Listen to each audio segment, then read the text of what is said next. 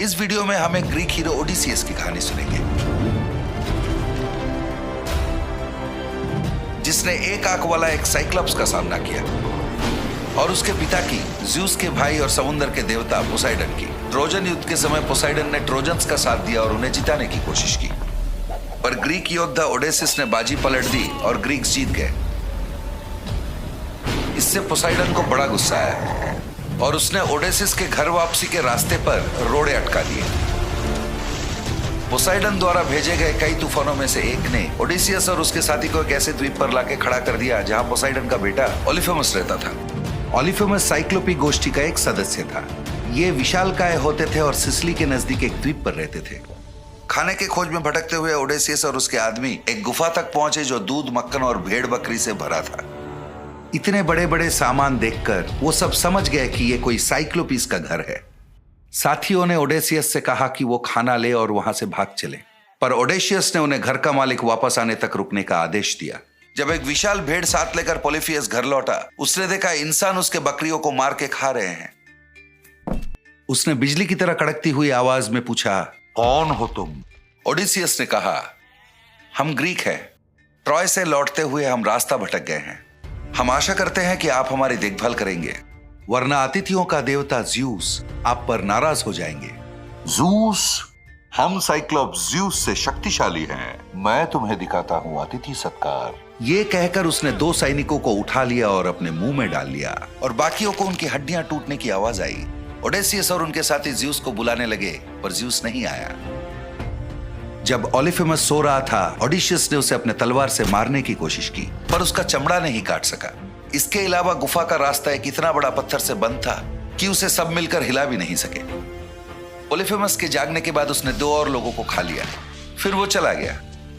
उन्होंने एक पेड़ के तने से एक भाला बनाया। जब साइक्लॉप्स शाम को घर लौटा और अपना खाना खाने लगा, तो ओडेसियस ने उससे कहा, साइक्लॉप्स, ये वाइन मेरी तरफ से तोहफा है, पर सावधान, ये इतनी नशीली है कि इसे पीने के लिए हम 20 गुना पानी मिलाते हैं। साइक्लॉप्स ने दारू को एक घूंट में पी ली, फिर और मांगा। मुझे तुम पसंद हो ग्रीक। तुम्हारा नाम क्या है? मेरा नाम नोमैन है, ओडिसियस ने उससे कहा। जब दारू पीकर साइक्लॉप्स सो गया, सारे मिलकर उस पर टूट पड़े। वो दबे पांव साइक्लॉप्स के पास तपती हुई गर्म भाले को ले आए, फिर उसे उसके आंख में घुसेड़ दिया। मक्खन पर गर्म चाकू की तरह भाला आंख में घुस गया, पर ओडेसियस उसे ढकेलता रहा और उसे घुमाता रहा ताकि वो ज्यादा अंदर जा सके। ओलिफेमस दर्द से चीखने लगा। आसपास के साइक्लोप्स को उसकी चीखें सुनाई दी और वो दौड़ते हुए उसके घर तक पहुंचे। क्या हुआ पोलिफेमस, क्या आपको कोई मार रहा है? उन्होंने पूछा। पोलिफेमस ने कहा, कोई आदमी मुझे नहीं मार रहा। बाकी साइक्लोप्स को लगा कि वो बीमार है और वो चले गए। सुबह जब साइक्लॉप्स अपनी भेड़ियों को बाहर छोड़ रहा था, ये लोग भेड़ियों के आड़ में गुफा से निकल गए। जब वो समुद्र में काफी दूर तक चले गए थे, ओडिसियस ने खुद को रोक नहीं पाया और वो चिल्लाया, अगर किसी ने पूछा ऐसा किसने किया, कह देना ओडिसियस ने। ओडिसियस का नाम सुन के पोलिफेमस ने पोसाइडन से प्रार्थना किया कि उसे समुद्र में ही मार दे, और अगर ऐसा नहीं कर सके तो कम से कम ये करे कि वो घर लौटने तक उसके सारे साथी मारे जाए और उसके जहाज डूब जाए। पोसाइडन ने उसकी बात मानी और ओडिसियस की तरफ कई तूफान भेजे, जिसकी वजह से कई बार उसका रास्ता भटका और सीरिया और साइरेंस जैसे कई दानवों का उसको सामना करना पड़ा।